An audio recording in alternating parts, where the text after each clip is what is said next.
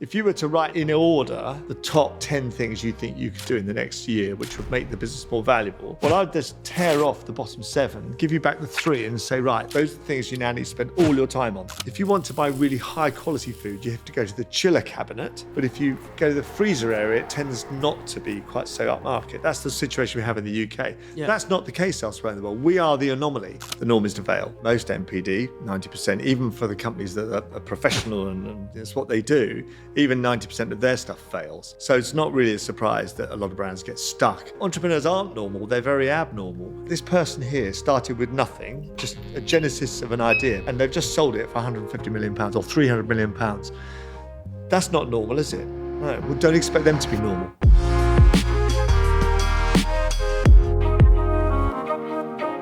David, thank you so much for doing this. Incredibly grateful and incredibly excited. What I would love to start with is two ideas, or two things. So the first, as we were talking before we hit record, is that most brands at some point get stuck at this sort of 5 to 6 million mark, where they can't kick on from that kind of they can't grow from that point. You've obviously got a huge amount of experience with Tyrrells, Lilly, Pierre, of going in and sort of taking these brands from, say, that 6 million to that 100 million, that massive exit. So that's the first kind of part. The second part is I want to talk about this. Charlie Munger, who's Warren Buffett's business partner, has got this lovely rule that I love, which is called Lollapalooza. And Lollapalooza is essentially when you get these 1, 2, 3, 4 things that intertwine and coalesce, and it has this huge positive effect. And I think this can happen with challenger brands. And I used this sort of Lollapalooza rule with a guy who was building a D2C brand the other week, and he sort of scaled that to 120 million. And I was like, what are the sort of the Lollapalooza Lego bricks that you say 1, 2, 3, you put these things together, have this huge, wonderful, massive build. And I'd love to go into that. So when you go into these brands, like what's the first brick? What's the second brick? What's the third? Okay.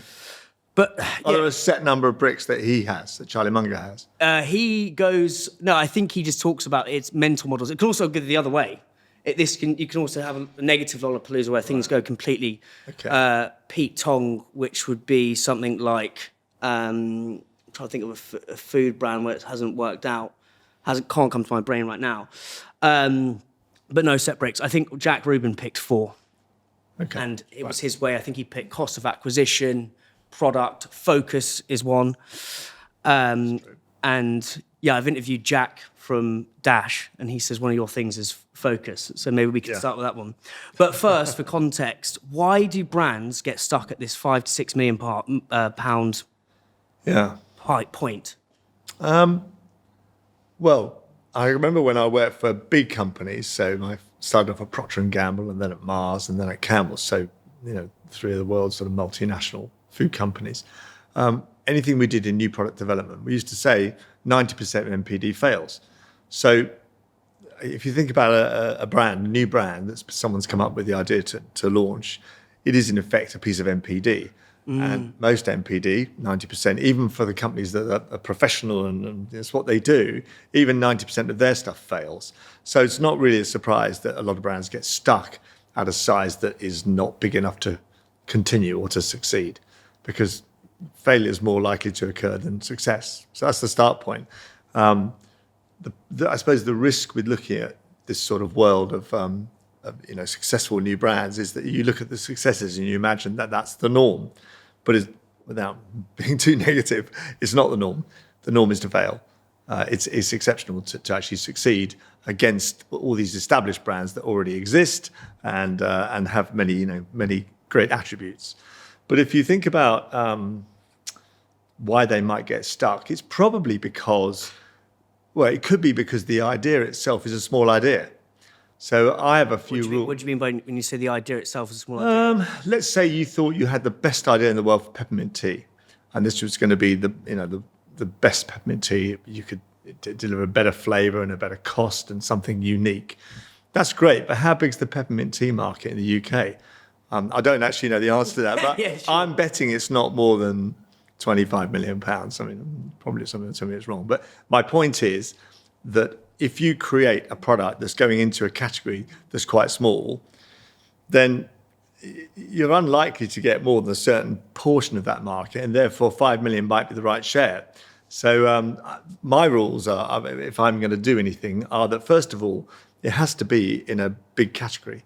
So whether I go back to my days in crisps or in bread or in pet food, and now at the moment in pizza and in drinks, all of those categories that I'm talking about are all vast in size.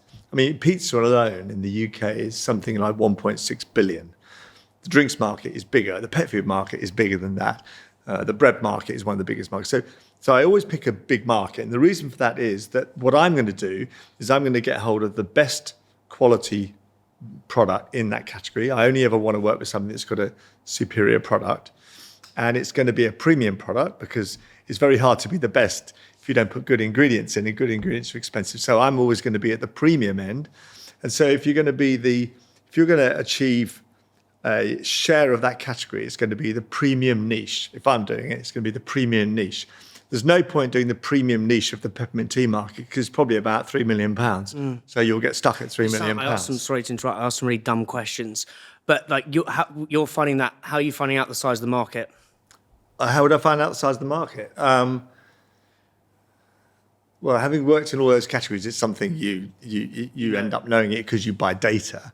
Yeah. But most you could probably Google half these things. Yeah. If I tend not to buy lots of data up front when I'm looking at something for the first time. I'd probably Google it, or if you want to know if it's a big category, just go into a Tesco, Sainsbury's, Waitrose and Asda, see how much space it's got. It's got a lot of space. It's a big category. I mean, it's as simple as that. Because there's a lot of, because there'll be a lot of people who may be building something in their kitchen, Yes. which we're trying to say, as we're saying, to get to that small million, sort of 5 million mark. Yes. But it's like, and they may be obsessed with it, but unless you zoom out and say, what's the total addressable market, then you're going to get a lot of peppermint tea brands who aren't going to get that escape velocity. Yeah. I think that's probably maybe our first Lollapalooza Lego brick is like, what's the TAM? What's the size, total addressable size of the market? Yeah. It has to be big. Has to be big. And so the first reason they're getting stuck is it may not be It may not be a big idea. Big idea. What's the second reason? So, for example, with Tyrrells, you go into Tyrrells, like they've got to this. What would you say it was? 10 million Tyrrells? Or Well, I think when I first got involved, it was 10 million. 10 million. Yeah. So they get to this point which is sticky. Like, why are they getting stuck there? I remember specifically with Tyrrells, the issue was that we were a Waitrose brand. So we got into we'd started off in farm shops and all the sort of normal places that a premium brand might do well, Whole Foods and delis and things. Yeah. And then we got into Waitrose, which is the sort of first port of call for a premium brand wanting to make the step from lots of small stores and quite a small business into the big league of supermarkets. So we were in Waitrose. But we couldn't get beyond that. We just got into a few Sainsbury's and it wasn't really working, and the buyer wouldn't return our calls because we weren't important enough. And so, I can come back to that specific situation, but in that scenario, if you can't get your product into distribution so people can buy it, you're going to be a small brand. I mean, there's lots of things you need to do to be a success in this industry. But the most straightforward and simplest is get your product into distribution. That is the most important thing you can do. I'm assuming that we have a good product and it's all well organised and got some decent people working with you. But the way to grow the business is to get it in all the shops. Then all the consumers can see it and they have a chance to buy it. But if you can't get distribution, you cannot grow the business. The only caveat to that is of late, of course, you can build a business nowadays without being in any shops at all, because you can get it you can sell it on Amazon, you can sell it on your own website. But most food brands do have to be in supermarkets. One, because that's where most people buy their food, and two, for brand recognition reasons. If you see it on a daily basis or a weekly basis, then you become familiar with the brand. So I think a lot of brands that get stuck at this £5 million size, if that's the size of failure, it's because they aren't able to make that step into mainstream supermarkets and therefore have the distribution required to help a big brand. And what do they need to do to sort of unlock that next step of distribution? Well, it is very difficult, which is why most of them won't do it. You need to convince the buyers of the supermarkets to take your call. And if you imagine, they're busy people. They're dealing with the big brands, and someone rings up they've never heard of with yet another great idea to be in peppermint tea. They're going to be somewhat sceptical. So getting that, the way you do it, so first of all, having established it's quite difficult. What you need to do is to show some evidence that your brand does work. So you maybe take the data you've got from farm stores, or you get the data from Whole Foods, or you've gone into a very small chain of 5 supermarkets, and it turns out you've got a product that represents 20% of the market already. So if that was in their supermarket, it'd be a big idea. So usually some data is a good idea, but you can't beat good old persistence. Banging on the door, saying I'm in your area next week on Tuesday. Could I pop in and just take 5 minutes of your time? All that sort of classic salesmanship. Yeah. You need to do that. Yeah. It's not as difficult for me nowadays because having done it once or twice, I can ring people up and they might say, well, you did it last time, so we'll give you the benefit of the doubt. So we'll take your call and we'll meet you. Yeah. But when you're doing it for the first time, it's very difficult. Yeah. Okay, wonderful. And then to these Lego bricks, right? So, what we'll do is we'll start broad brushstrokes, then we'll go into the weeds of nuance by brand.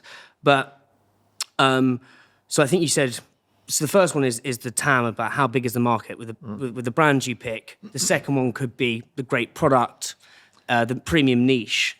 What would you say the third is? So when you're going into these brands, like what team change do you make, for example, or what are you looking at when you go in? Well, so just to be clear, first of all, the market's got to be big. Secondly, I won't work with a product or a brand unless the product is a superior product, unless there's something, I wouldn't say unique, because unique's difficult, but I would say that the product has to have something clearly identifiable as superior to what exists already.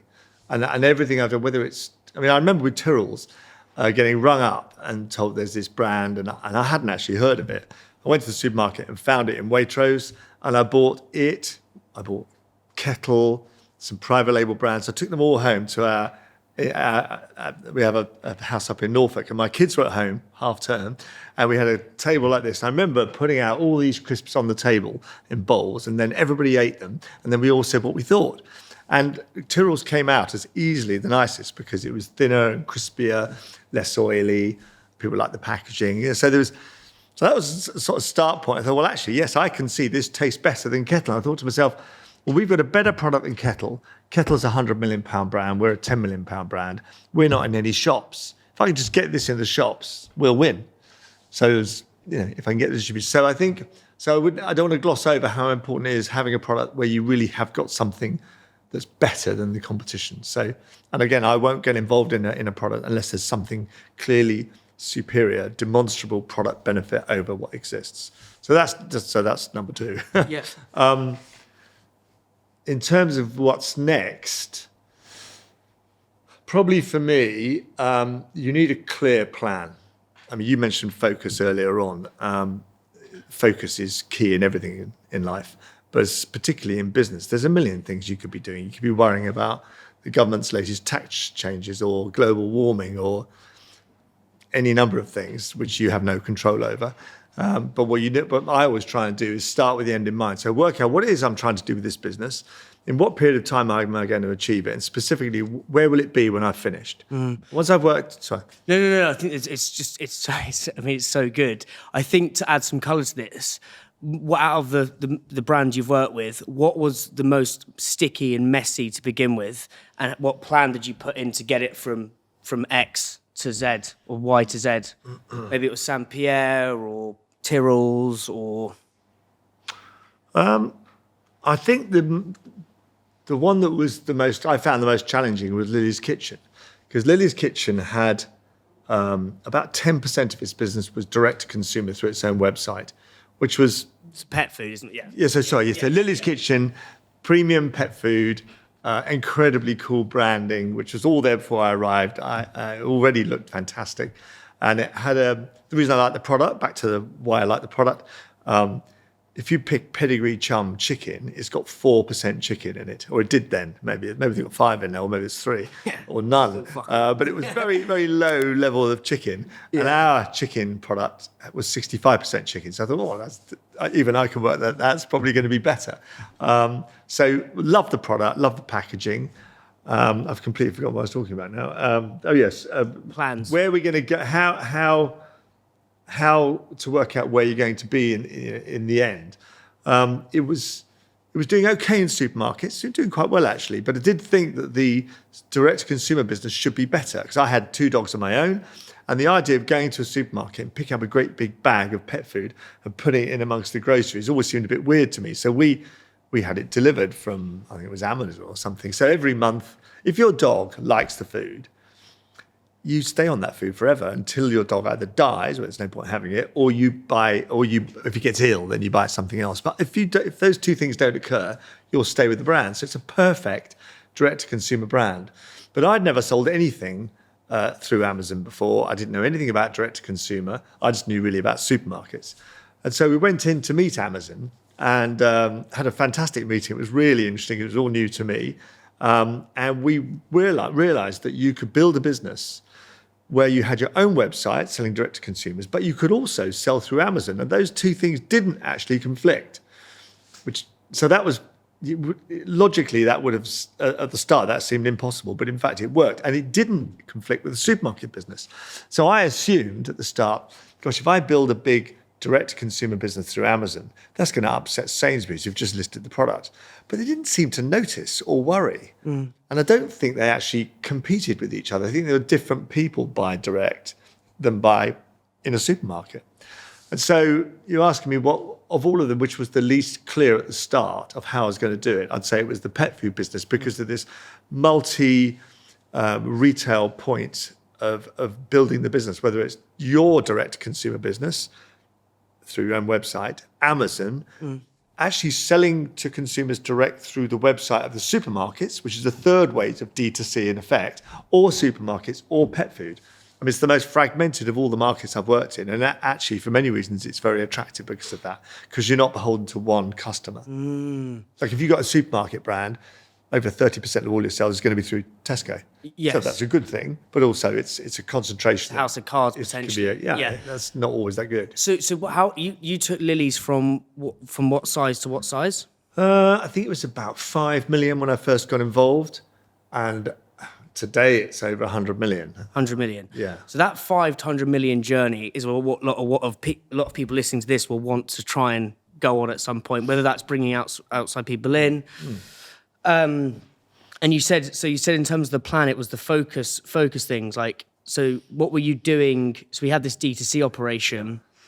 You realised the upside was in there. Like, what were some of the challenges in going from 5 to sort of 100? Well, I think it probably brings us on to the fourth of your blocks. If you've got, big category, superior product, have a clear vision for where you're going to go, a plan. Fourth thing is get a great team. And I think, as I said, I didn't know anything about selling direct to consumers, so I thought we'd better get some help with this. So Amazon actually, if you want to work with Amazon, you can work with companies who are expert in doing that. And in fact, what we did, we engaged with Tambo, I think the name of the company is, and Tambo had their own account manager who sold our products in to Amazon for us. So we basically outsourced the account management to Tambo. And then the other thing we did is identified a business that did brilliantly direct to consumer, which is Hotel Chocolat. And the person there who was the head of direct to consumer, we hired her, Michelle, and she came and worked for us and did her magic at Lily's Kitchen. What was the magic? She knew what she was talking about, which is a really good start. Yeah, that's a good start, yeah. Because she had all these acronyms and sort of ways of doing stuff which were completely alien to me. And so she helped us. She basically did it, helped us. And all the people that worked around her, we now all know a bit about it as well. We'll never know as much as she does. So I think, but the broader point is, there are some people who take the raw material of the team they've got and train them all up and work with them, and then they all do brilliantly. And I don't do that. I tend, I'm a believer that usually the team that have got the business from nothing to 5 million are in large part probably not the team that will get it from 5 million to 100 million. It'd be lovely if they were. What's the difference in the team? How does the team have to change, or why do you have to get rid of some people? Yeah, I think if you think about the nuts and bolts of getting a business off the floor, getting it going, the entrepreneurial skill, the sort of can-do attitude, I mean, they're all amazing things. And these people are incredibly valuable, but they're good at doing that. The difference maybe when you've got a 30 million pound business and you're dealing with your export market to France, is none of the people when you started the business would have probably done that before. So much better to hire someone that has done it before, is great, can speak French, is happy to go back and forth to Paris the whole time, and knows all the supermarket buyers in France. You need to go and hire someone like that. I mean, you could try and do it the other way, but that's not how I do it. So get a great team for me is if you've got people that are already there that can do it, fantastic. But in my experience, you need to supplement the team with the skills you don't currently have. What's one of the most underrated hires in building that team out in that 10 to 100 million journey? I asked this to Giles, who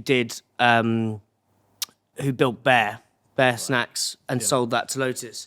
And he was basically saying most brands on that sort of journey don't think about the finances. And they don't actually think, again, that his other sort of underrated hire, what most brands don't think about is D2C. Because he was basically saying that that can unlock a whole new, another channel.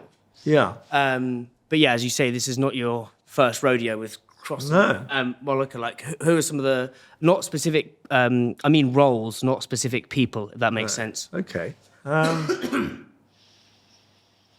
Well, I always think, strong teams are built of complementary skills. So if you have a whole group running a company who are all the same, but not just in skill set, but in mentality, that's not a good team.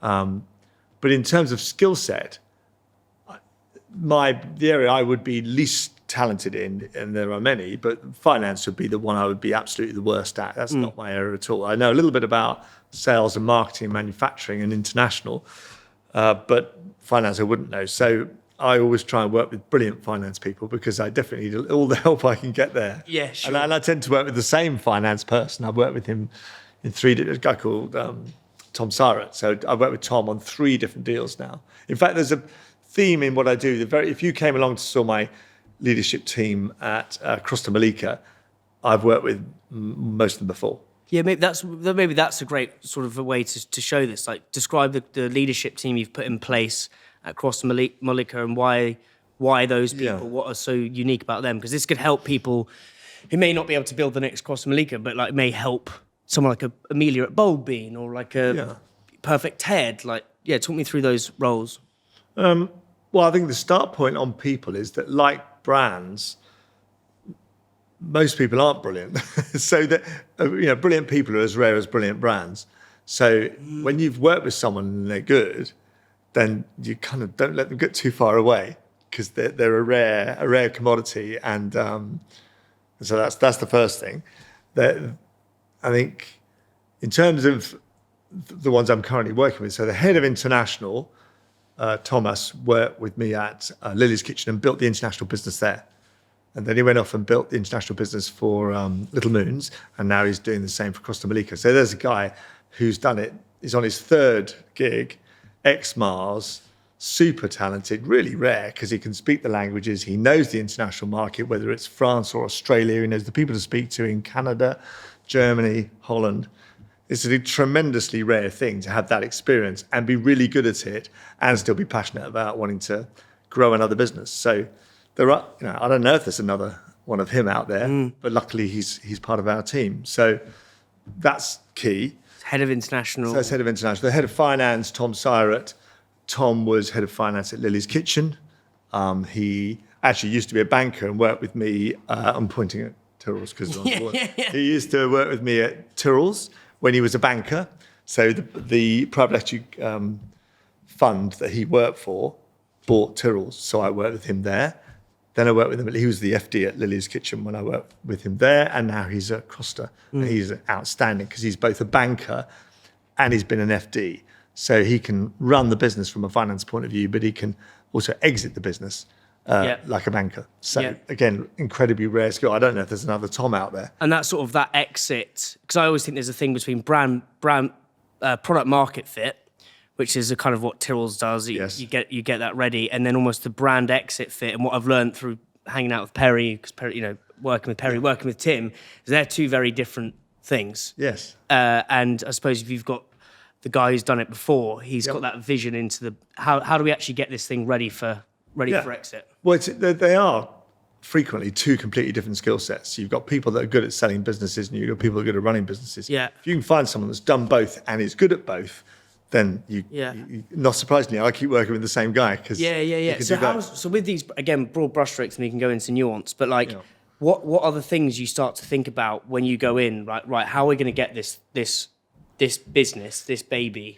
ready for a massive exit? What are some of the changes you're making? Well, that starts before you've even acquired the business. So again, I was explaining to you that I only want to work in businesses that are in a large category, and then they have to be have a product superiority. They also have to have international potential. So they have to be a brand that can work beyond the boundary of the UK. And all those three things. Well, the first two. Why international? Because the overriding objective of what I do is I'm going to make the business more valuable. So I'm going to acquire it for a set amount of money. And my job during the my tenure of the business is to exit it at a much higher price than I bought it for. The people, step right back, the companies that will pay the most for a business are multinationals. They will pay the most because multinationals are big, rich, they have enormous brands that tend to have stopped growing. So they have these wonderful brands, which we all know because they're part of our everyday lives, and they tend to be, because they're well run, pretty much saturated in the market. So what they look out for is to acquire new brands, which are in their categories that are young and fresh and growing fast and show great potential. Those people won't buy a brand typically unless it's an international brand. They're not going to buy a brand that's just for So if you're Nestle, the biggest food company in the world, you're very unlikely to buy a UK-based brand that will only ever work in the UK because it's not what you do. Yeah. So right up front, I have to assess, along with, is it a big category? Is it a superior product? Does it have the potential to be international is key. If it doesn't, I won't go. And that's part of your brand exit fit. That's almost another Lego block, right? Well, what else? What are the other sort of things you're thinking about how you get this business ready, to sell for significantly more money? Well, again, even before I bought it or be engaged in those conversations, I have to know where we're going. So the outcome is it gets bought at some point in the future by a multinational who has great synergies and therefore can pay more. And what I mean by synergies is it could be manufacturing synergies, it could be, but usually it's not that. The biggest synergy is if you are a large multinational food company and you've got an office in every country in the world, and I've got a business that's doing really well in the UK and 2 other European markets, it's doing really quite well. They look at that and go, well, David can't expand it much because he runs some tiny little business and there aren't many people there. He's only got 40 people. So obviously it's not in Germany yet because he's busy doing France and Benelux. But when I own it, I just give it to my MD of Germany, the MD of Italy, the MD of Eastern Europe and say, here's a brand for you, crack on.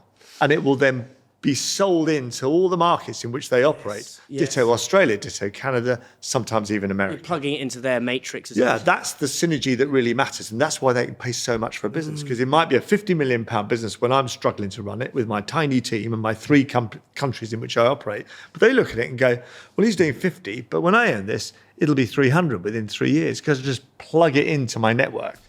So I want to just discuss this with you because, again, I've done hundreds of these conversations and it's just, I love picking at the nuance. Some people have said to me, as a brand, you should really build in the UK to begin with and then one other market to show, you work in another market, go narrow and deep. And then, so that's one sort of school of thinking. The other, which is I think you can go too scattergun where you're exporting into a gazillion different markets and you're just what is this? Like, you've got one store in Costa Rica, one store in Japan. Like, what's your thoughts on brands who just go for those two countries? Or do you think that's actually quite a good strategy? That is of the two you've identified, that is the strategy to go for. Because the objective of the exercise is not to build a business that you can say, I've got £5 million worth of sales from France. That's not the point. The point is you need to demonstrate to the ultimate buyer of the company, the multinational, that you have a brand that transcends boundaries. It's not a national brand, it's an international brand. So if you can pick...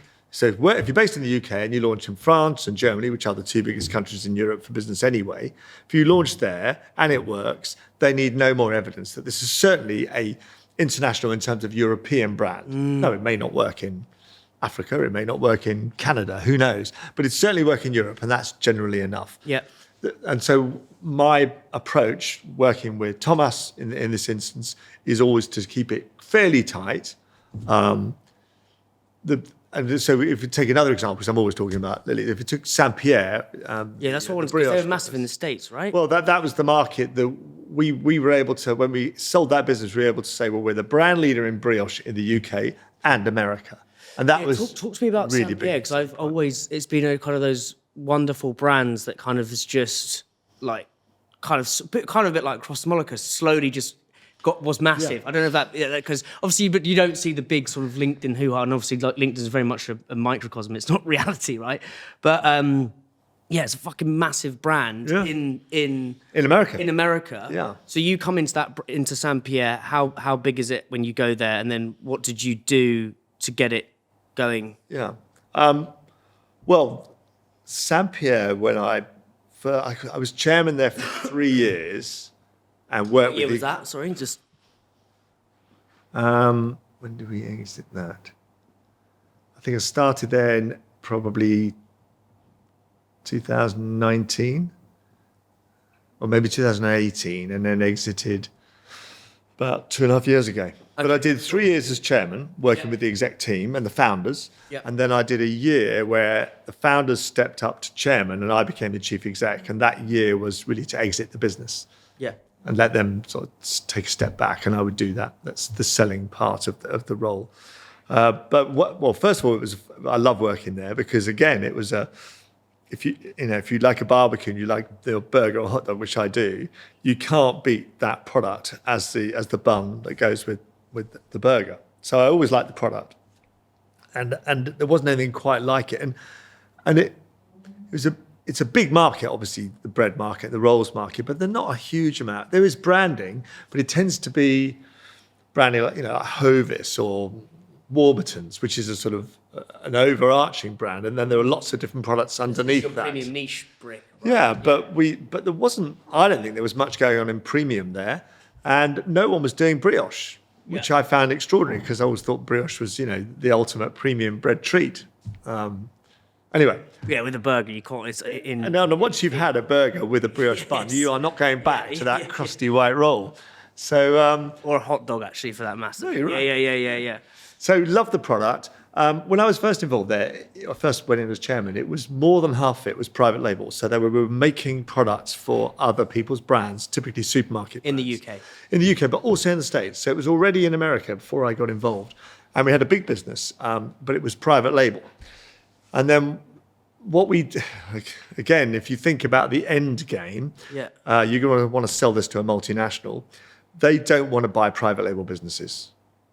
There's a number of things they need. So first of all, it needs to be an international brand. Secondly, it needs to be one brand. Now, people will disagree with me on this because lots of people build up their company by making acquisitions. They end up with a stable of wonderful brands they'll describe. So when you say one brand versus a house of brands, examples of that would be... Well... So Saint Pierre's one brand. Everything I do is one brand. Yeah. They start off with more than one brand. So we've got more than one brand at Crosta Mollica. We have more than one brand at Saint Pierre. But when it's a multinational, they don't want 3 really good sort of medium-sized brands. They want one. So what were the different brands at Crosta Mollica? Well, I don't want to go into all... Well, Non Amalfi. So we have a brand there called Non Amalfi. We have a brand there called Baker Street, which still exists, but it's tiny. But I'm a great believer in focus. You mentioned it earlier on.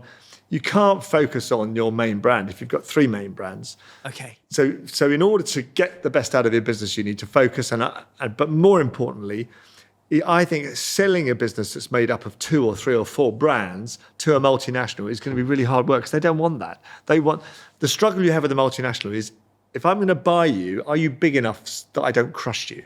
So there are kind of rules. Say that again. If I buy you, I'm big enough. Are you big enough? Yeah. So I love your brand. You grow fast. You're cool. You're in the right category. But you only turn over 30 million, and I turn over 50 billion. The biggest failing, or the most frequent failing of a brand that gets acquired by a multinational, is it's so small that it gets crushed. It gets ignored. It gets stepped on. People forget about it. All sorts of things. But basically, it's not big enough to worry about. So the challenge, so they really like to buy businesses at least 50 million, and pushing towards 100 is great because then that's big enough. Yeah. If you've got 3 brands that make up your 50 million, they're 15 million each, that's going to be very hard to sell. Yes, interesting. So I have this argument up front because usually the entrepreneur has built up this, 2 or 3 brands, and they all do something different. Oh, we love it because this covers this part of the market. This is the premium bit. This is the cheaper end. This is the, I don't want to do that. I want to make it one brand. So it's only my personal opinion. I mean, people have sold businesses that are more than one brand, but I think it's not the right approach. It's best And so to what have did one. you do at St. Pierre? You consolidated it into... Well, we were in 3 areas. We were in private label, so someone else's brand. Then we did Baker Street, and then we did St. Pierre. And the company was called Cars Foods, which I could never understand because everyone went, oh, Cars Foods, is that like the water biscuits? I said, no, it's not the water biscuits. And after explaining that for about 10 times, I thought, why don't we just call the company St. Pierre, because that's our brand. And actually changing the name of the company, changing the letterheads, changing the branding of the office so it was all orange and said St. Pierre everywhere, did something to help everyone focus on the fact that it was all about St. Pierre. Yeah. It said it everywhere rather than Cars Foods. So we focused on the one brand, and as I said, that the business was more than half private label, and we basically turned it into a branded business. So by the time we exited, I think it was over 80% brand. And in America, the brand did brilliantly. So it's the number 1 brioche brand in America. We had a very good distribution partner there, and we spent a lot of time over there. I mean, the thing about the US is it is the most attractive consumer goods market in the world. There's 320 million people. They have plenty of money, and they love a brand. Private label's relatively small there. So if you can make it work, that's the gold medal in what I do, if you can make it work. Usually it doesn't work because you can't be a part-time competitor in the world's most competitive market. You need to focus entirely on that. And usually in a small business, you've got other things going on in your home market, in your near-in international markets. So usually either doesn't work or you don't go there. But in this instance, we were already there. We changed the emphasis around to be more on branded, and it did work very well. And we got a fantastic exit. We sold the business to the biggest baker in the world called How much for? They're called Bimbo. The business. I don't think I was supposed to say it. Actually. Okay, I think I signed a non-disclosure agreement, but it was a very large amount of money. Pardon the pun. It was a lot of money. Yes. Yeah. Okay, wonderful. And if you're a challenger brand that's absolutely killing it in D2C, but you're struggling to crack retail, then you've got to listen to this. Maybe you've got an Ocado listing, maybe you've got a Whole Foods listing, maybe you're absolutely killing it in Selfridges, maybe you're absolutely killing it in your farm shop and your indies. But my friends, making the leap, crossing El Chasm, crossing El Rubicon to grocery retail is not easy. It's the Champions League of FMCG. It's super hard. It means playing at a higher level. And that's where so many amazing brands sadly stumble. Look, retailers want stories backed by data, not dreams, and a pretty pitch deck. And let's be real, supermarkets are not just going to magically make a space for you and your little brand. They need data. Something's got to go for you to get in, for you to get on shelf. And that is why I've got to tell you about North Star. They are the team that's helping purpose-led FMCG brands go from gut instinct dreams to unstoppable pitch decks that actually unlock retailers.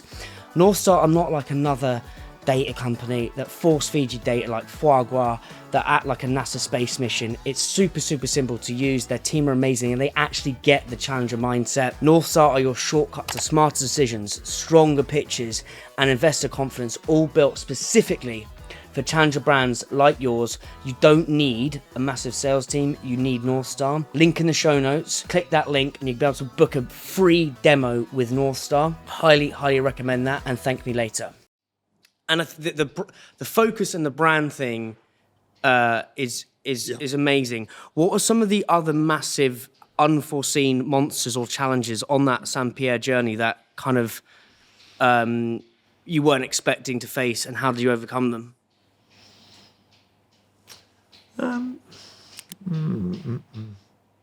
I think one of the challenges when you go properly intercontinental. So I did this at Lilly's. At Tyrrells, we bought and acquired a business in Australia, and here we had a business in America. I suppose the unforeseen thing is that when your team are running a business that are operating in a different time zone, and they tend to be small teams in these businesses, it's very demanding. So if you're on the west coast of America, it's 8. They don't get up until 8 hours after you've got up, and they're awake 8 hours after you've finished work. So you end up straining the team because they're having to work very long hours. Australia's even worse. And then when you go there, and you have to go there, so one of my other rules is that you can't run these things remotely. You can't run these things remotely. You have to. You've got to go there. Yeah. Well, sending people to Australia every 2 months, or sending the team there every 2 months, and to America every month. Not only is that a week out of your life, but when you get back, you're not quite up to speed because you're jet lagged and tired, and it takes you a while to get back into it. So it's very demanding on the team. So I'd say that was the unforeseen cost of doing business in those far-flung places. They're wonderful, and both of those examples work very well, but it's very demanding. And in the end, you have to hire more people because you can't expect someone to sort of work 18 hours a day because we're on 2 time zones. Yeah. So I hadn't even thought of that. No, neither did I.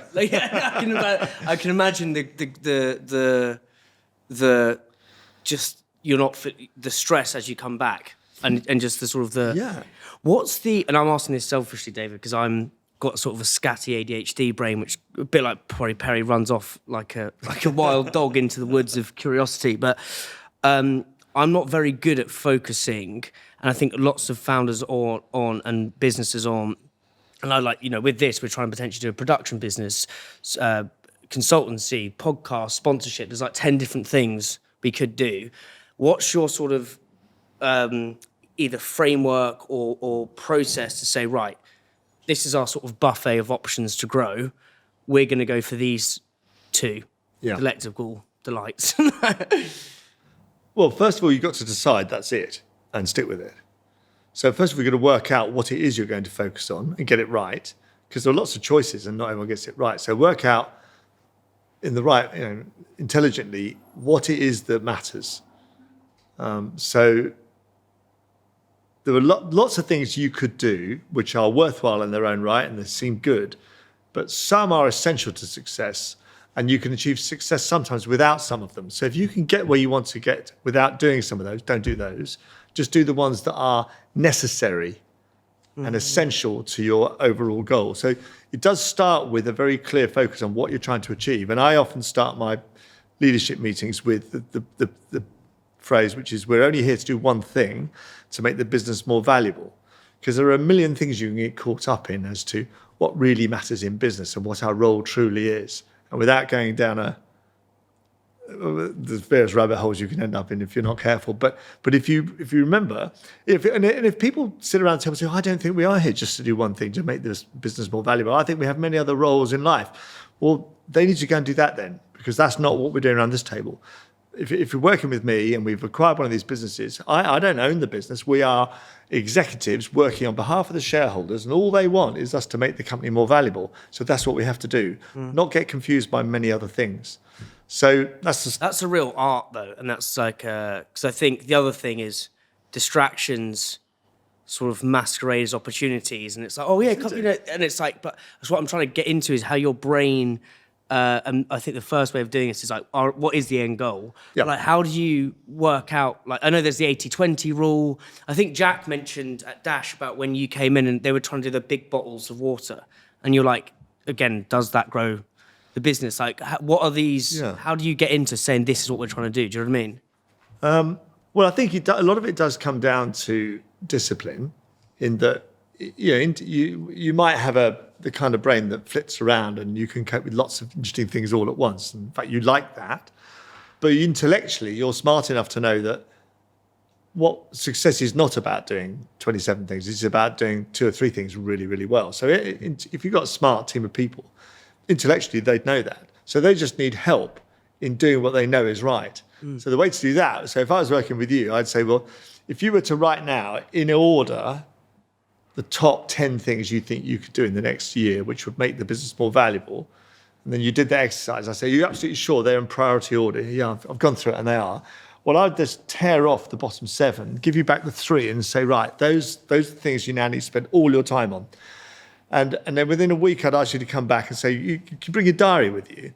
And then you put the diary for the week there and the 3 things there, and then say, now put a tick against everything you're doing in the next week that relates to those 3 things. Wow. And if there's nothing, if it isn't 100% of those things, or let's give you 90% of those things, then you're not getting it. And you'd find, I'm not going to get you, but you'd find, I'll do it to myself. So let's start talking about myself. Yeah. If there were 3 things that I had to do to make the business more successful, and my diary was spent, 50% of my diary was doing something else, then I've got the wrong business plan. I'm spending my time on the wrong things, because you need to spend your time on those 3 things, because those are the only 3 things that matter. We've already intellectually established that. Yes. But people are, what could be more interesting than you saying to me, do you know, I've just come back from holiday in Portugal, and there's a massive opportunity there, and I think I should go back and do this. Oh, that's very exciting and fun. Of course you want to do that, but we're not doing it.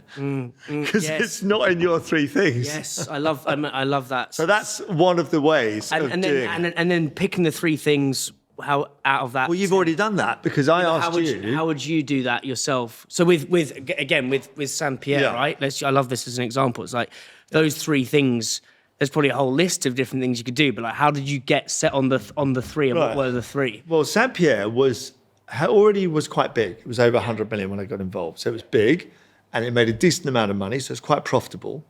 But the problem with it was that it wasn't a wholly branded business. Wholly branded as in like... It was mostly private label. Okay, oh, sorry, yeah. So the brand didn't make up most of the revenue. And so if we're going to maximise the value of Saint Pierre, the key was to make the brand very successful and well known. And I don't know if you can pick up there's the packaging behind me. Here's what we made earlier. So that branding there, that's not the branding we had when I arrived. The Saint Pierre name was written in a script, very attractive script, but it couldn't actually read Saint Pierre. So I was with Perry in Los Angeles in a supermarket, and we'd gone over there to the Natural Food Show at Expo West, and he went up to the chap loading the shelves up with this orange packaging, and he said, "You seem to be busy doing this with this brioche. That comes from France." I go, "Yeah, it comes from France." He said, "What do you know the name of that brand?" And he said, "Well, no, I don't. We just call it the orange one." And so Perry came back to me and said, "I told you that bloody packaging was awful. They can't read the name. They call it the orange one." So, well, that's no good. No one knows a brand name. So Perry redesigned all the packaging. So my start point on brand recognition is always packaging. And so we changed the packaging so you could read. It was called Saint Pierre. And then we went from there. We had a brilliant marketing director at Saint Pierre who'd come in from the Happy Egg Company. And she created some brilliant online ads and social media stuff. And we did very good PR and built the brand up from there. But that was the one thing I had to sort out in that business. A lot of that business was already good. It was big, it was profitable. It had a US business, but it wasn't a US branded business, so not to the extent we wanted. Everything to that, how do I get value for the shareholders? How do I get it? It was about the brand. Holy brand. Yeah, because if you got a private label business and you turn over 100 million and you make 10, well, it's changed slightly, but you used to get sort of 8 times EBITDA. So your £100 million business worth 80 million. If you've got a branded business and it's 100 million and it's all brand, you can get 15 times EBITDA for a really cool brand. So that's 150 million. So by going from private label to brand, 80 to 150, it's almost twice as valuable. So you've got to have if you want to. This is what Giles said to me on a similar sort of conversation. Was this? I've seen businesses on paper with be able to exit for 2 times. I've seen worse businesses on paper with a really strong holy brand exit for significant multiples of revenue, EBITDA. Sorry. One thing I love about you, David, and I think extracting kind of one of your superpowers is, again, Giles said to me, one of the founders can never think like consumers in board meetings. They're so and I love that. I think founders can't, and it's hilarious because in some respects, the founder, to get the little fucker off the ground, you kind of are the consumer. You know, you're scratching your own itch. But as you get to this much bigger brand, and Giles gave a gorgeous example of Vita Coco being like, oh, should we reduce? They were trying to compete with Innocent on coconut water. Should we reduce? Keep reducing and almost doing deep promotions, but every kind of couple of months. And it was basically creating this consumer cycle of junkies, basically, which wasn't driving the total revenue. Because like, if you actually think of it like a consumer, then like just think about it like a consumer. And what you've detailed to me, David, is the going into LA as a consumer, like, oh, that's the orange one. Okay, well, we need to do Saint Pierre. I buy this dog food. I'm going to buy this through Amazon, and I think there's a real superpower in that. Well, I think it's a bit like you can be baffled by intellectuals, but you always have to remember just use your common sense. And you hear these things and you think, God, I'm not really understanding where they're going with this argument. But my common sense says that's a stupid idea. I think that's a stupid idea because of this. So it's always better to sort of try not to get lost in the intellectualization of the bit and just. That's what I do all the time. I get lost in my curiosity seas of my own brain. But in terms of effective board meetings, and again, we will jump around here, as I think this is a big part of building these brands. Yeah. Like, how do you prepare for a board meeting? Like, what do you think is the most 1, 2, 3 important things on the agenda? Wow. Well, I think meetings generally, whether it's a board meeting or it's a leadership team meeting or you're going on to the marketing meeting, it sounds obvious, but having an agenda is quite a good start. Not everyone has an agenda. But if I was thinking about my monthly board meeting, I normally start by reiterating the point we're trying to make the company more valuable. So everything we're going to decide today, just bear that in mind. And then we always start with the numbers. So how did we do last month financially? What did we say we were going to do? And did we do it? Because that's sort of rule one in business is if you say you're going to do it, you have to do it. And if not, why not? What went wrong? So an analysis of how the previous month has gone. And then we look forward financially to the month we're in and the rest of the year. And so I said I rely very heavily on having very good finance people. Yeah. This is how we do it. They tend to do that. Sure. But we all listen because that's the scorecard of whether you're doing it right or not. The finance, the way I look at it is that's the scorecard of the business. Yep. You can talk a good story, but if it doesn't come out of the numbers, it's not real. So you start with that. And then each person, and we've got the sales head, the marketing head, we've got manufacturing, we've got new product development. Every head around the room has their own session, and they say, well, here's what I was going to do in the month. Here's what I did, back to the priorities. And here's what I'm going to be focusing on in the next 3 months. In a way, it's to keep people's objectives, keep them honest with their objectives. Here's what I was going to do, and here's what I did. Now, have you done what you said you were going to do? But also, I think one of the most valuable things, which I try and do in my board meetings, is I want everyone to have an opinion. So I started my life in multinationals and 20 years working for the big food multinationals. And, marketing would stand up and say, I've done a new advert. And we'd all go, oh shit. And then they show, but no one ever said, don't do the advert. We just said, aren't they useless in marketing? Or then manufacturing would say what they'd done. You'd think, God, they're not very good, are they? Or, why don't they just fire all these people? Or why, whatever. But no one ever said anything about it. We just let them get it because it was all in silos. So in the multinational world that I worked in, people worked in their silos. They were good at their bit and they tended not to have much respect for the other areas. And I always thought what a terrible waste that was, because just because you're in sales doesn't mean you haven't got a really good insight into finance or into marketing. Of course you have. So I say to the team, just because you're in charge of marketing doesn't mean you can't say what you think about manufacturing. If you think that's wrong, you need to say it. If you think finance are not measuring your business correctly or they're unfairly treating your marketing spend, that it should be spread through the year rather than in lumps each month, say it. So I really encourage everybody to have an opinion on everything, which takes a bit longer than it would do if you just shut up. But there's nothing worse than sort of just being quiet while someone presents, then muttering about it later on while you're having a And how do you manage conflict in a productive, focused way? without it getting into sort of the, argy-bargy of like, oh, that's a shit idea, or... I think maybe I'm just lucky. I've worked with people who are good, and I do have a no wanker rule. I mean, there are lots of people in life who are very good, but they're awful, and I don't work with them. So Yeah. It's like the All Blacks, only no hire dickheads. people that are good and actually nice as well, because you spend an awful lot of time with them. So maybe we've ended up with people that are decent and nice people. Yeah. But I do want to come back and talk about entrepreneurs, talk about decent and nice people. I do want to say about entrepreneurs. Go around. Because I've worked with a number of entrepreneurs. And you were saying that, I think it was Giles was saying that, you need to sort of deal with them. They are fascinating people, and they're different. And what they do, most people could never do. In fact, people often say to me, God, they're a bit odd, aren't they? So, well, the reason they're odd is that this person here started with nothing, just a genesis of an idea, but nothing, and they've just sold it for £150 million or £300 million. That's not normal, is it? No, well, don't expect them to be normal. So entrepreneurs aren't normal, they're very abnormal in a wonderful way, in a creative, intelligent, stimulating, and ultimately, wealth-creating way. They're amazing people, but they're not normal.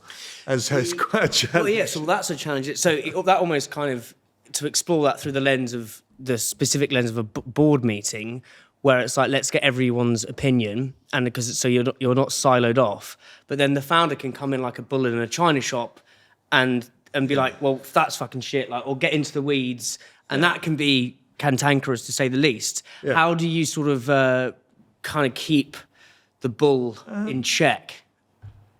Well, without the no wanker rule.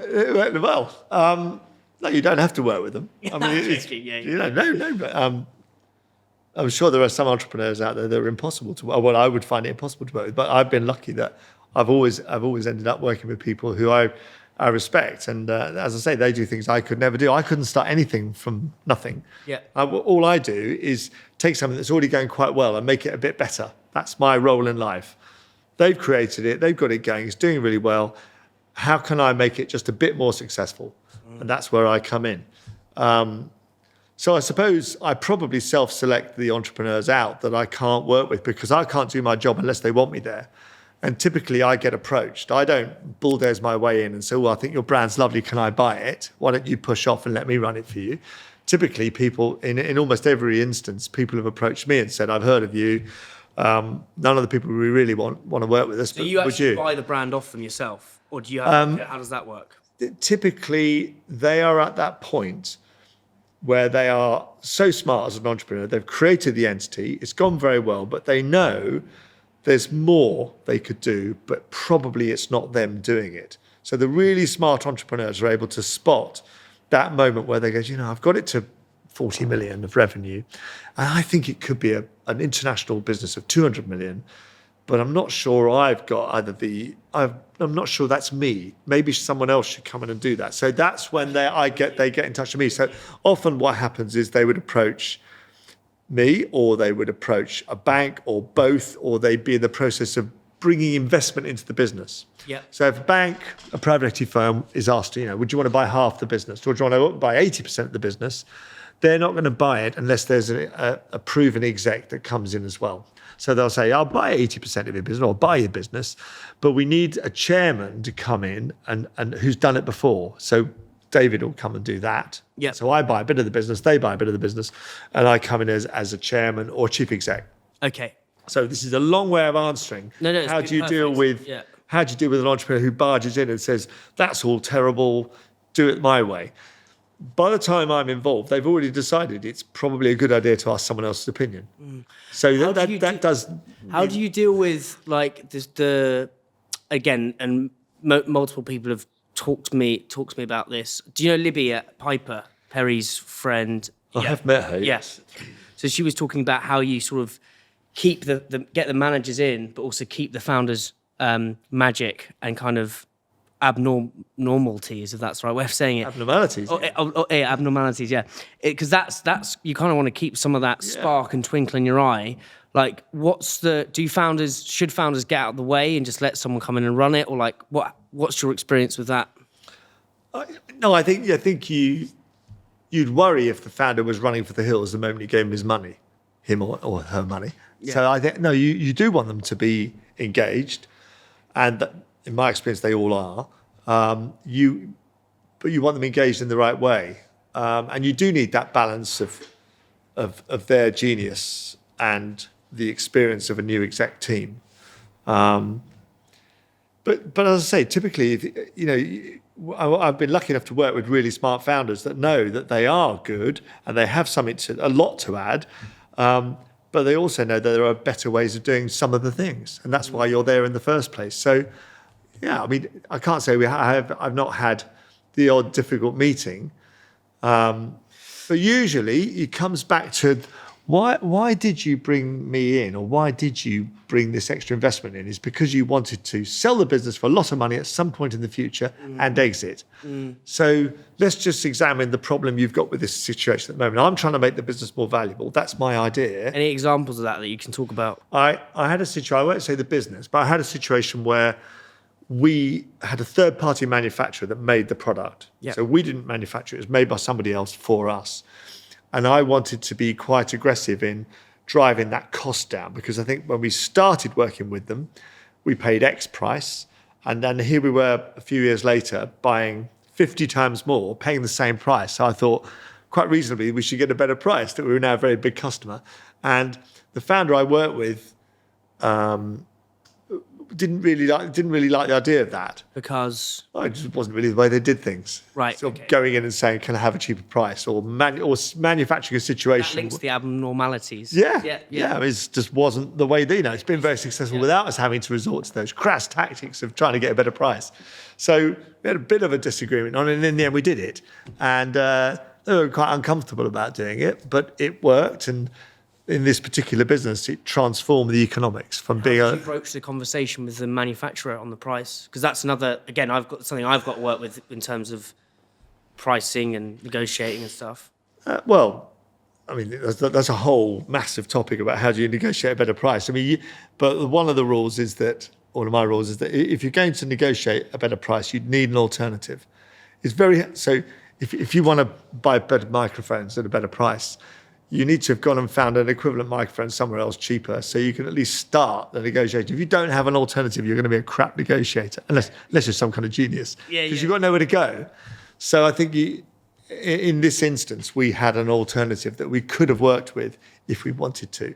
So it gave us a very strong negotiating base. What about, I know, as I say, we all jump all over the shop, but what about in terms of negotiating the big deals when it comes to the exit? Is that the same sort of principle of like having would you have two multinationals up against each other, or like? Well, if you're selling anything, whether it's your house, your car, or your business, the best thing is to have more than one potential buyer.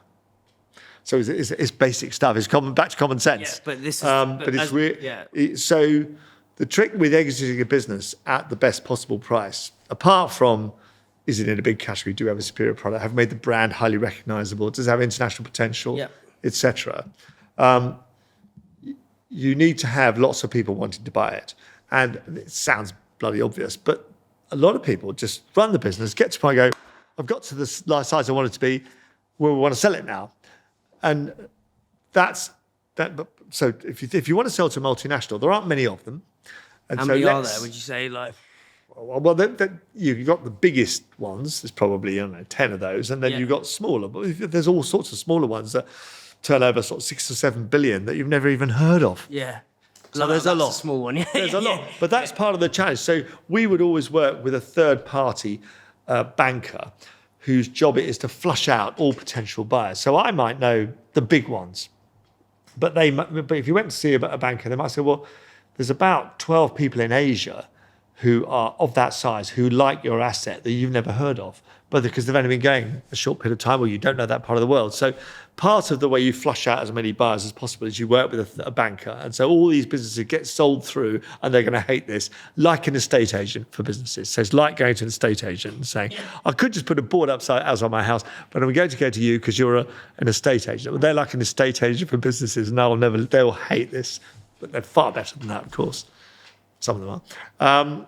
And so they flush out as many buyers as possible. The other point on on getting the best exit is that you need to give it time. So let's say there are two people that are the perfect acquirers for your business. And let's say we're in the microphone business. Yeah. There's two big makers of microphone, and I've got this cool new brand here, which is just got to 100 million of sales, highly profitable, growing like a train. One of them might have just bought a microphone business, and therefore he's not in the market anymore. Because that happens. There are other microphone businesses out there, and one's just bought one 6 months ago, and he's having indigestion trying to absorb that into his business. So you think, oh, it's great, I'll go and sell it now. And then you find out that this one here, of the two, can't buy you because he's busy absorbing the previous business he bought. So now you've only got one buyer, and that other buyer will know that that buyer is not in the market. So you've got one buyer, and he knows he's the only buyer in town. How would they know? How would that know? Because in the industry, they saw in the microphone equivalent of the Grocer, they'll have read, competitor number 2 buys new microphone business. So they'll know. Yep. So they know there's no one up against them. Fantastic for them. So you don't sell the business then. So if you're not a forced seller, you do not sell the business then. Patience is a massive game in this. Yeah. Time. If you've got time, you'll do fine. Oh, I made that up. Yeah. Time. But this is brilliant. That's if you've got the time, you do. If you're a forced seller, you never get a good price. When you say forced seller, sorry. Well, so often a business could be doing well, but one of the investors in the business needs their money out. So you could have invested in Crosta Mollica. It's doing incredibly well, but you might have invested in 5 other food companies that have had a disaster, and you need to show a success for your fund. So even though you could hang on to Crosta Mollica for 2 more years and have an even better outcome, you could sell it now and double your money. You might sell it now because you need to show your fund that not everything you do is useless, and because you've 4 other failures, and you've got the Crosta. So you sell the Crosta business early to prove to your investors that not everything you do is bad. That happens all the time. Things get sold early, so that's a forced seller.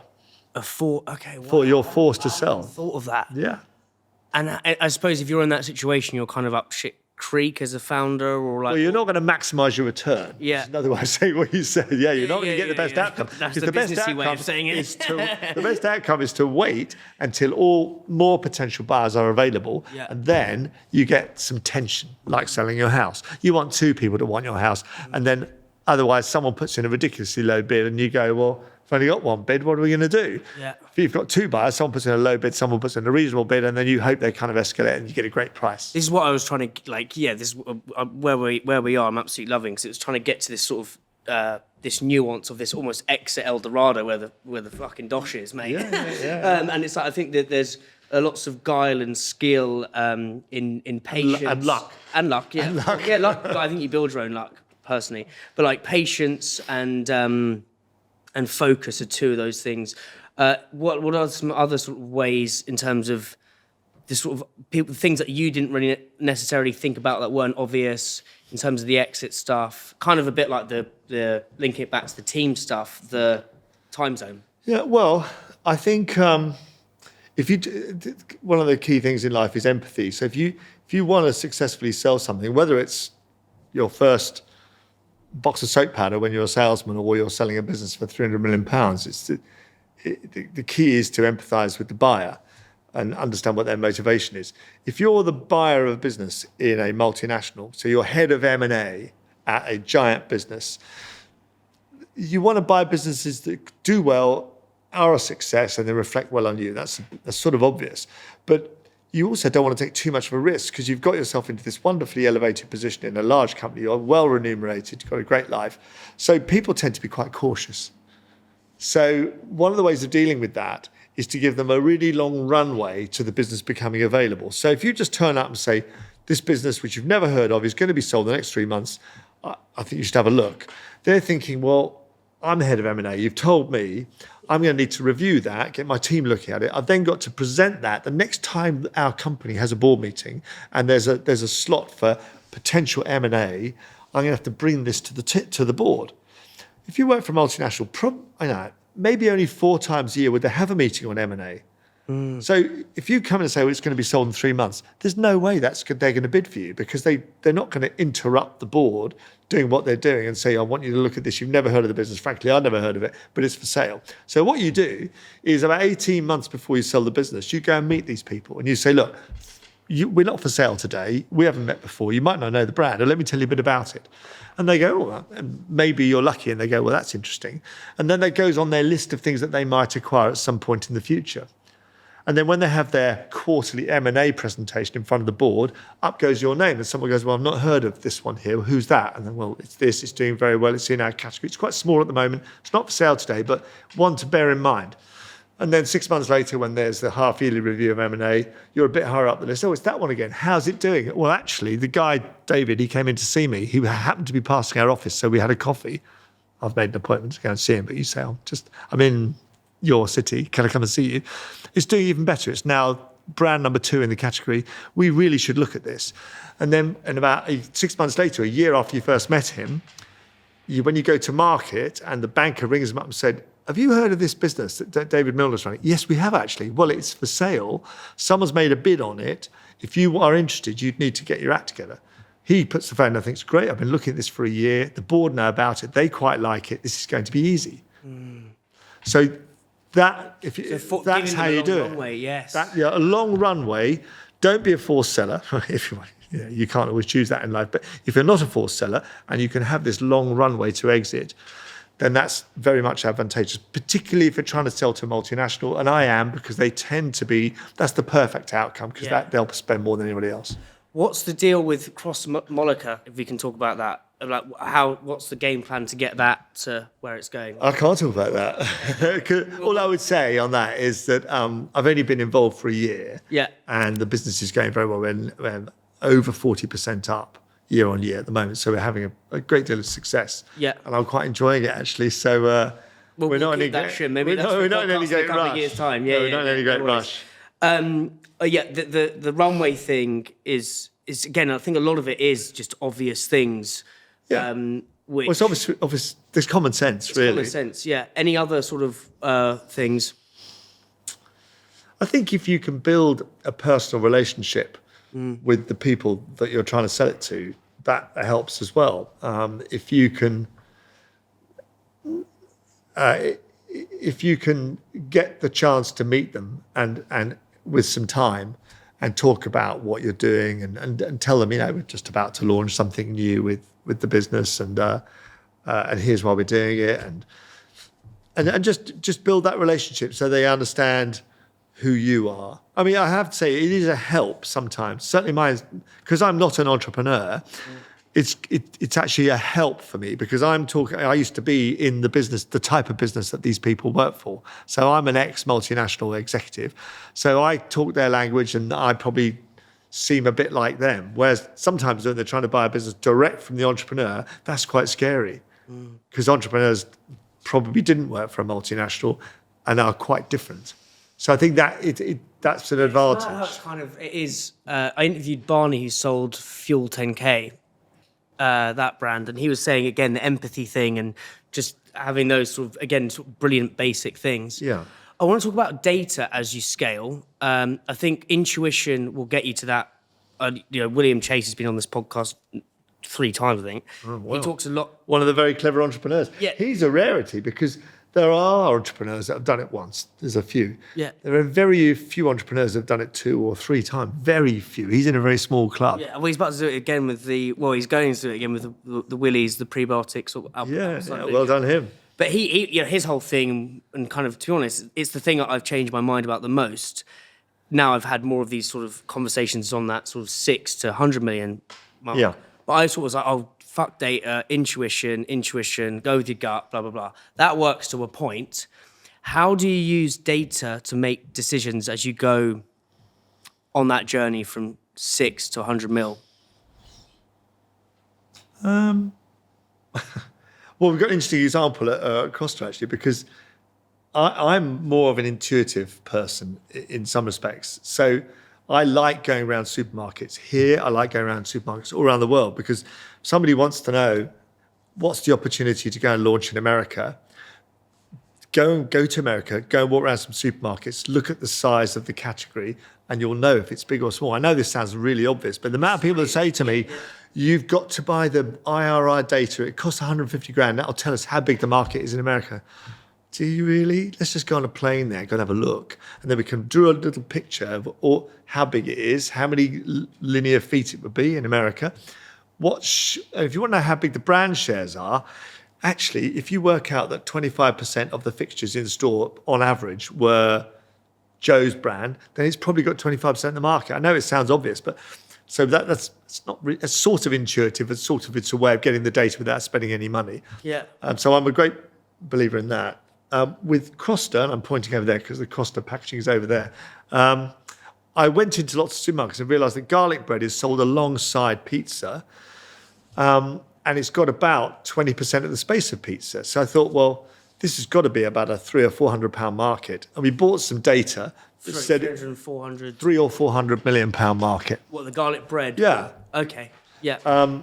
Actually, I can't remember the exact. I can't remember the exact numbers. Yeah. A big category because it's got about 20% of the space of pizza. Pizza's massive, so this is going to be a big category. But we didn't have any data, and everyone was saying, no, it's not really a very big market. And then somebody said, well, I think it's 20 million. So, well, and this is the intuition bit. It can't be 20 million because it's got 20% of the space of pizza, and pizza's at 1.5 billion, so that can't be right. Anyway, it turned out it wasn't right because we then bought the data, which said it was 20% the size of the pizza market. So, that's an argument in favour of using intuition, actually. So I think there's a role for both. I tend to be more intuitive. However, if you're trying to persuade a retailer to do something, they're going to want you to share the data. And actually, buying their data is even more likely to persuade them because they very much rely on their own data. They're very data-driven as buyers.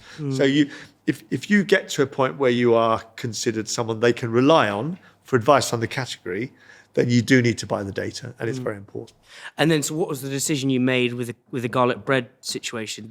Were you thinking, right, we're going to go after this? Well, I already wanted to go after it, but I wanted to be sure that it was a worthwhile category. And you guys do garlic bread, right? We've launched it. Yes, okay. We have now launched it based on all this work. So this is a real example. Yes. So we've launched one garlic. I don't think I've ever had that. No, it's new, so you probably haven't seen it yet. But we've launched one, and we've got two more in the pipeline. So we're going to have a range of premium garlic breads, all slightly different. So one is sort of round like a pizza, and that's got cheese and garlic on.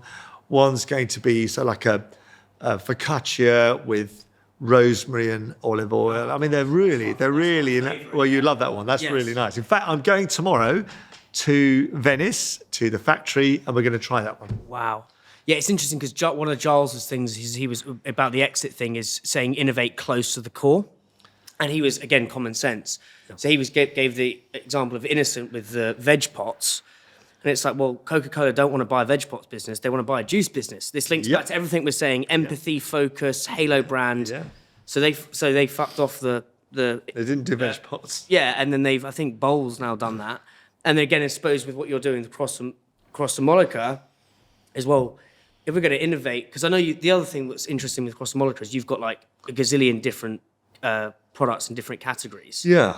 Is that something you'd probably cull and cut back, or because the garlic bread is the example of innovating? That's a genuine innovation that we didn't do before. So so when I first got in touch with the business, we were in 8 categories.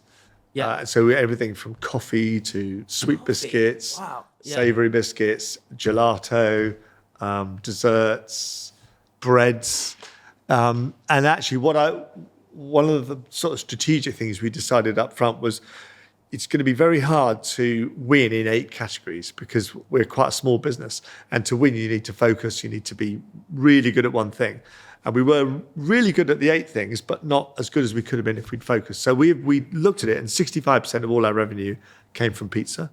So we decided that because it filled those criteria had of being big market, etc., that's the one to focus on. So we've focused our energies on growing pizza. We still run the other categories. Some we've de-emphasised, let's put it that way. So most of our energy now, 80% of all that we do, is making pizza successful. And our objective as a company is to be Europe's most exciting pizza company. So we are going to win with pizza. The other businesses will grow, but not as fast. And in the end, pizza will be 85% of what we do from a revenue. And when you say grow it, is that just unlock more distribution? Because what I don't understand is you're already in shitloads of distribution. Well, we're in less than half the supermarkets in the UK. Really? Yeah. We're not in. So we're less than half of them. Yeah. So we've done well in that we're in Waitrose and we're in Ocado, all of those. But we're not in all Sainsbury's and Tesco's, far from it. And we're not in any Asda's and not many co-ops. So How do you fight the tension of going mass market but keeping that premium niche price point? Because that's another thing that's like... yeah, I never worry about that. I think my approach to that is that if you want to build a big brand, you have to be fully available to consumers.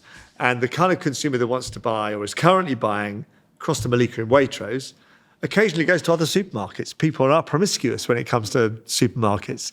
And so I want to be available for them to buy at whichever supermarket they're shopping in. And if you want to have a big brand, whether it's Tyrrells or Pierre or Lilly's Kitchen, you have to be fully available. You can't do it by being in 10% of the supermarkets. You've got to be in as many as you can be in. And you've got to be in Europe and you've got to be in the other markets as well. So I think, I never worry about that. The key is be fully available, and then you maximise the potential size of your business. That's fascinating. And the in terms of brands that get a lot of again, I'm just putting stories from so many people I've interviewed, is you can sometimes get into too much distribution, whereby you just can't get the average rate of sale up. So, for example, I think even the head of buying at Co-op said this to me. That was like, if you get into... It's better to be in 200 stores where you can build a real burning hot rate of sale versus 1,000 stores where you can't actually get that average rate of sale up. But how do you fight that tension of like, be everywhere? I completely agree with that. But then if you're everywhere and your average rate of sale is being pillaged because you're in too many stores, and then again, the buyer looks at the data and gives you... I can honestly say I've never had that problem. Really? Never, ever had that problem. Wow. It's always the other way around, which is we really deserve more stores and we're still fighting to get them. So, I mean, if you've got a product... Actually, that's the worst case scenario. So let's say you and I were going to buy a business. Yeah. We're going to buy a food business which has got, 50 million of sales, and it's got wonderful distribution. It's everywhere.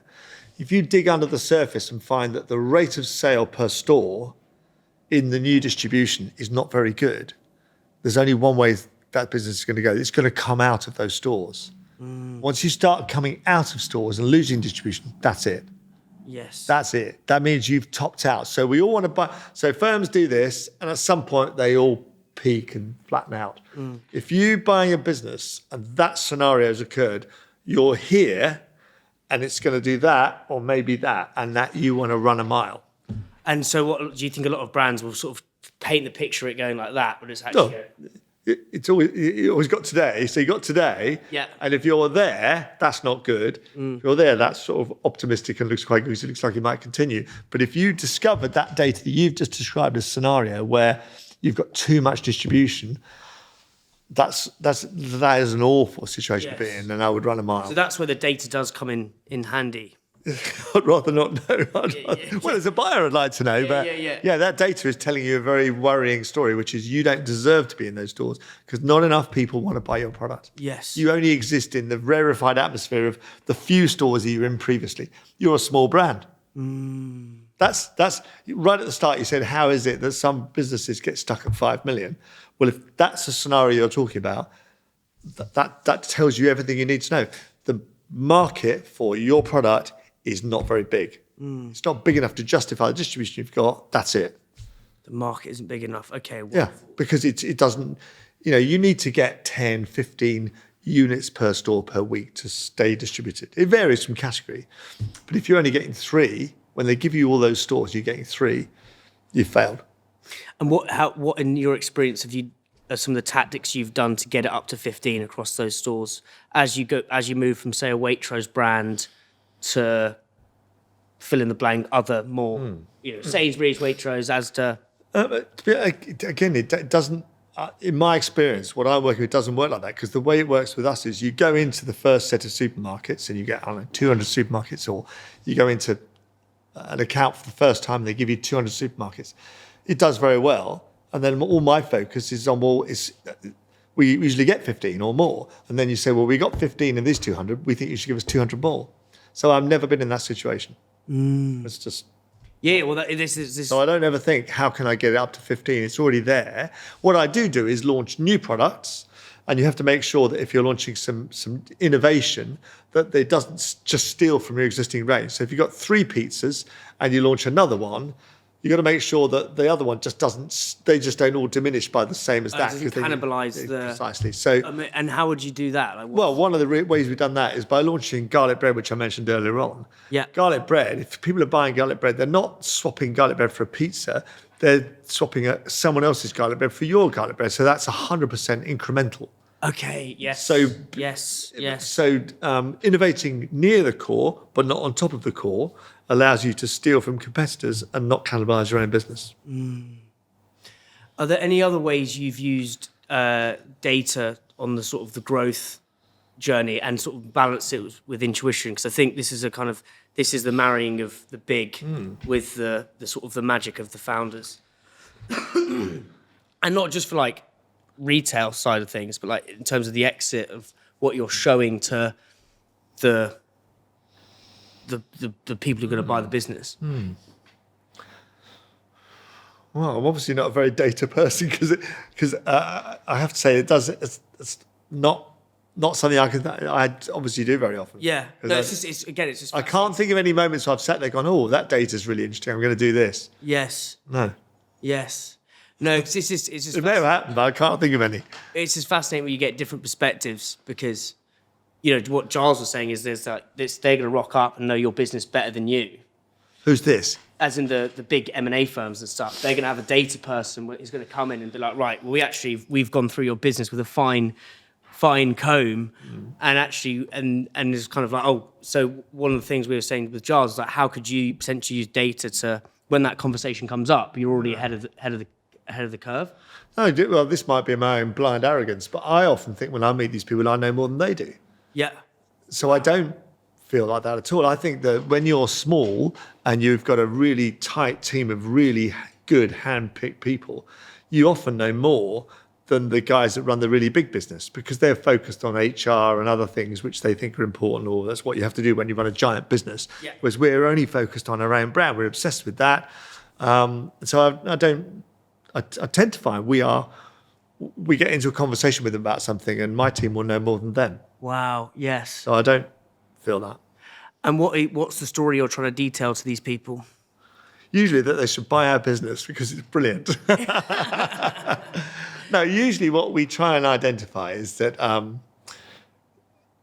in a category, whether it's pet food, which is enormous, or bread, or crisps, which are generally flat categories. So pizza, for example, 1.6 million pounds of revenue sold through supermarkets. The category is flat.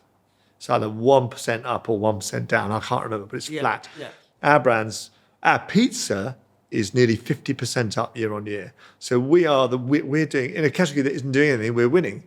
We're the most expensive, the most premium, the only authentically Italian brand there. I'm trying to persuade them that there's no such thing as a tired category, just tired marketeers and tired businessmen. If you've got a good team who are passionate about what they do, and then you can make anything happen. And so I'm forever hearing, oh, well, I don't know why you bought this crisp company. We're in recession now. We've just had 2008. This is going to be very difficult for you, David. Or we've just had Brexit. You'll never sell this pet food business. And actually, I never take any notice of that because there are all these external factors that you can't control. If you have got a good team and you're focused on doing the right thing, you can do well in any environment. So the message I would give to anybody thinking of buying a pizza business is the category is enormous and it's ripe for change because no one's doing anything very exciting apart from us. And what we're showing is if you get it right, you've got a really cool product with the right branding, the right positioning, you can go 50% in 1 year, and we're going to go 50% next year as well. So my message is you need to acquire brands like this. Yes.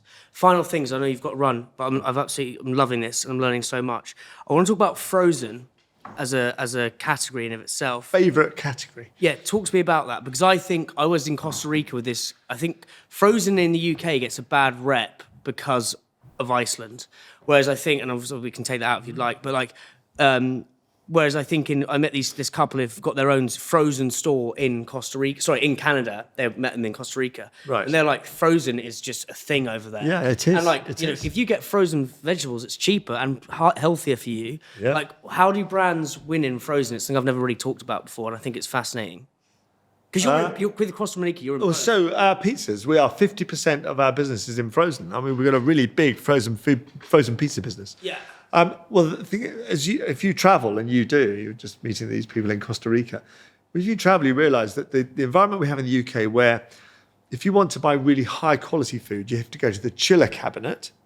But if you go to the freezer area, it tends not to be quite so upmarket. That's the situation we have in the UK. Yeah. That's not the case elsewhere in the world. We are the anomaly. So if you go to America, for example, as I frequently do, and go look at the pizza category, it's 100% frozen. There isn't a chilled category. If you go to France, there's no chilled pizza in France. It's all frozen. You go to Scandinavia, it's all frozen. It's only here that we have this chilled category and this obsession that chilled, which people think is fresh, which it isn't necessarily, is somehow better than frozen food. But as you rightly say, frozen food can be equally or better quality than chilled food. So I used to be in the fish industry. If you catch the fish and freeze it on board the boat within 3 hours of being caught, that fish is probably higher quality than anything you buy that's been chilled all the way through the supply chain. Yeah. But try and convince someone of that. Very hard. Yeah, I've always thought there should be like a somewhere in between a Planet Organic and a Planet Organic version of Iceland, where everything you go in, everything's frozen, but it's high quality. Well, there is in France. So Picard in France is the retailer that is a Marks and Spencer's quality, and it's all frozen. Yes. And you can buy fillet steak, giant prawns, beautiful cod frozen at sea. It's superb quality food.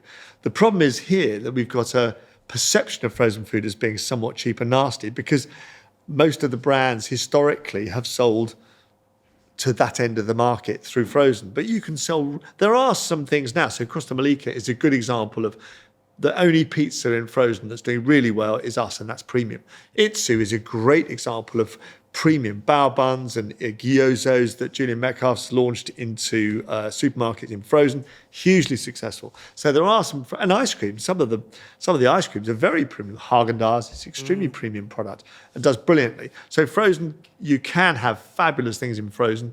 And I think it will change, because the other benefits of frozen are no preservatives required, because the preservative is the freezing. You need less ingredients because it can be less ultra processed. There's much less food waste. Chilled food. If you buy a giant prawn in the UK in chilled, which you think is fresh, all it is defrosted. It's got about 5 days till it goes off. That very prawn was frozen before they sent it into the supermarket. If you bought them frozen, you take them out of your freezer and have them just when you want them. Yes. And then the rest go back in the freezer until the next month that you want some. So there's no waste in the supermarket, there's no waste at home. So there's all sorts of reasons why frozen is a better supply chain. Do you think the system and the way, because I swear no one even goes down that aisle in the UK, or like it's A lot of people wouldn't go down there. Yeah. Just to buy ice cream, maybe. Yeah, and how do you think it begins? Is it like brands that lead the change, like across? I think it has to be brands. You have to have the offering. You can have signs saying, come down our frozen aisle, it's great. But unless when you get down there, Yeah. you find the kind of things that you want to buy, Yeah. brands that you can relate to, products of the quality that you want to buy. And unless they're there, it's not going to work. But I think there's early signs that it's happening.